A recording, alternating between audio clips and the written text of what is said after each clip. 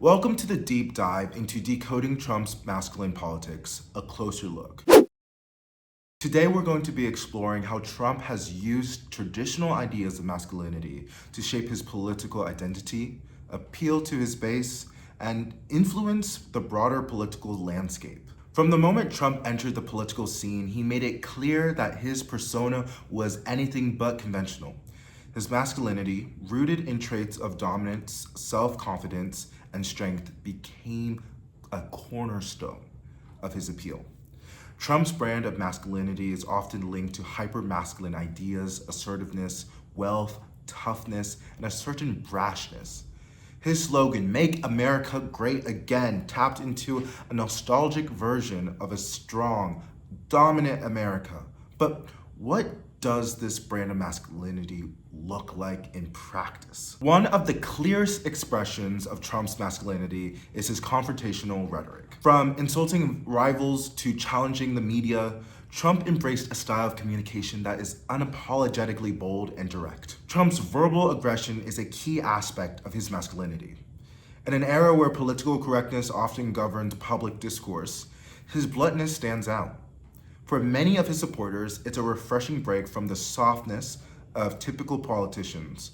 Trump's approach is often seen as strength, not sensitivity. Trump has often positioned himself as the alpha male, the dominant figure in the room, whether it's boasting about his wealth, challenging opponents, or flexing his physicality. Trump uses every opportunity to project the image of powerful, invincible leader. The alpha male persona taps into cultural narratives about what makes a man powerful. It's a political strategy that aligns with American ideals of individualism, dominance, and rugged independence. But beyond it, it reinforces a gendered understanding of power that places men, and particularly strong men, at the top. Trump's masculine politics don't just live in his words, they shape his policies. From a tough stance on immigration to his relationship with the military power, Trump's decisions often reflect a belief in strength above all else. For example, Trump's stance on building a border wall with Mexico was framed as an act of dominance. It wasn't just about policy. It was about asserting control over America's borders in a very physical, almost primal way. This rhetoric echoes the idea of protecting the nation's manhood from external threats. The cult of personality around Trump is rooted in his mastery of masculinity. His followers often see him as the embodiment of tough, no-nonsense leader they believe America needs. It's not just about policies or promises. It's about the aura of strength that surrounds him. Trump's masculinity is transactional. It's built on the exchange of admiration, loyalty, and the projection of invulnerability. For many of his supporters, Trump represents a kind of man's man who won't back down and doesn't apologize. But Trump's hyper-masculine politics aren't without their detractors. Critics argue that this type of masculinity is toxic and dangerous. It promotes aggression, discourages vulnerability, and leaves little room for empathy or correction. While some praise Trump's toughness, others see it as a reflection of outdated gender norms that have harmful consequences for men and women alike. As society becomes more aware of issues like toxic masculinity, many are beginning to challenge the kind of man Trump portrays. As we look to the future, questions about masculinity in politics continue to evolve.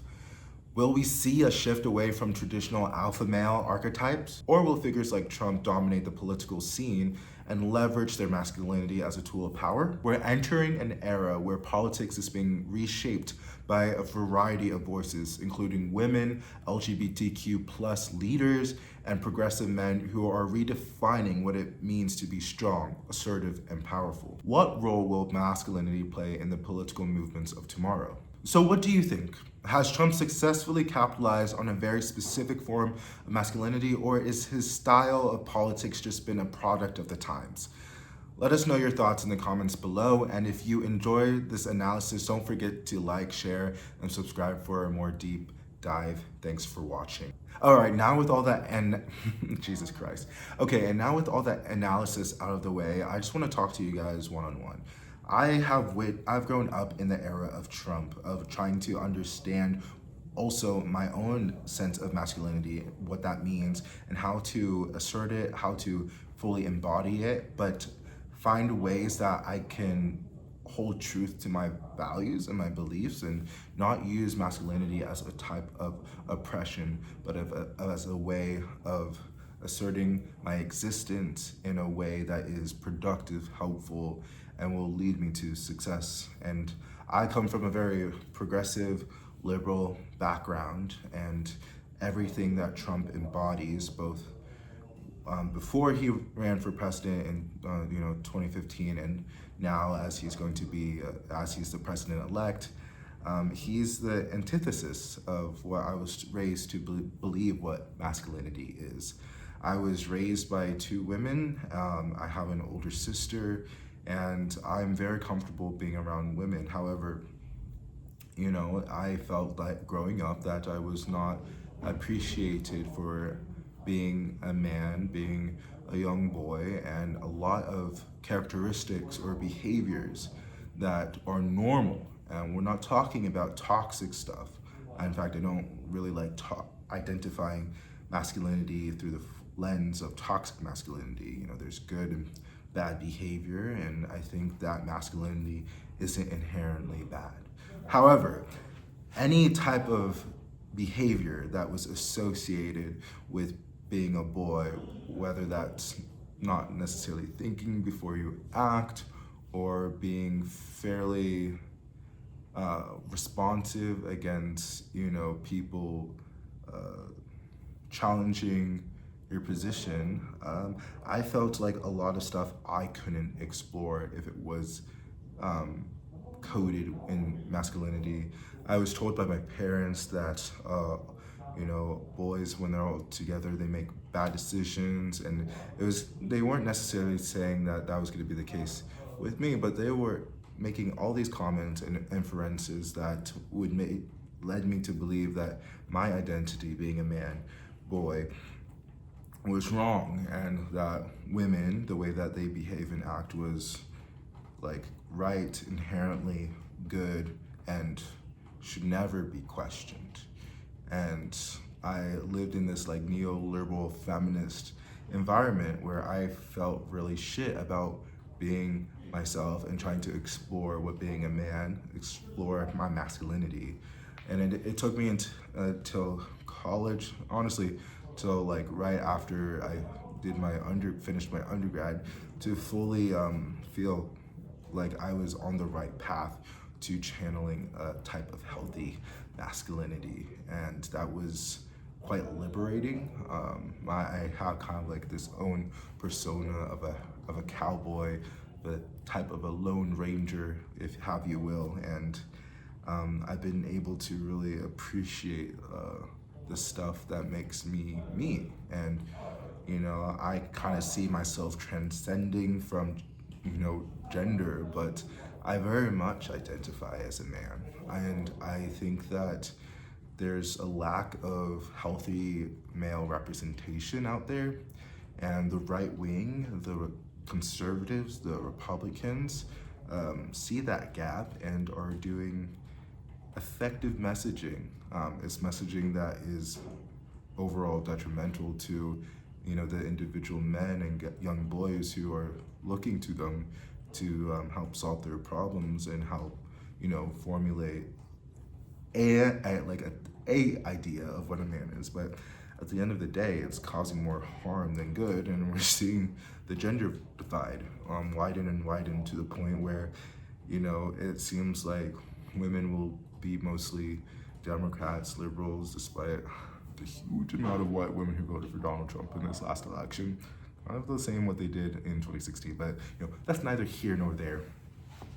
And then just like more men of different backgrounds too, voting for conservatives, Trump being like people. It's really concerning, and I don't think I have the answer for it other than that healthy men who are secure in their own masculinity and who don't feel the need to project, archaic ideas of what it means to be tough really need to step up. And I don't know how much I can contribute to that movement, but I think that it's important that we create spaces where we can talk and be transparent, and also acknowledge the fact that this is not just a male problem. This is a male and female problem. Men can't save themselves, just like how women can't save themselves. And both genders contribute to this archaic, unhealthy way of men asserting themselves, and the type of, impractical expectations that women will place on men, both if you're a liberal woman or if you're a conservative woman. There are still expectations that they want men to do.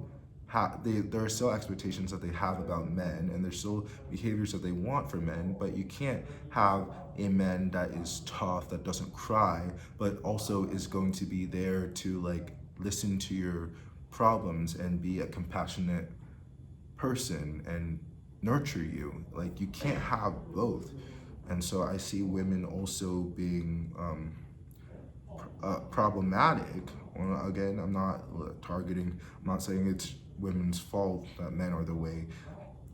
Generally speaking, I'm not saying it's women's fault that men are the way they are, but it takes two to tango. And if women truly want to have, full liberation, and they fully want to coexist in a way that they don't feel like they need to be talking on the phone at night while they're walking through a sketchy park, if they want to feel safer in more spaces, then they need to also, be honest with themselves and look at how they are propagating this dangerous, unhealthy environment. So, yeah, that's my 2 cents about it.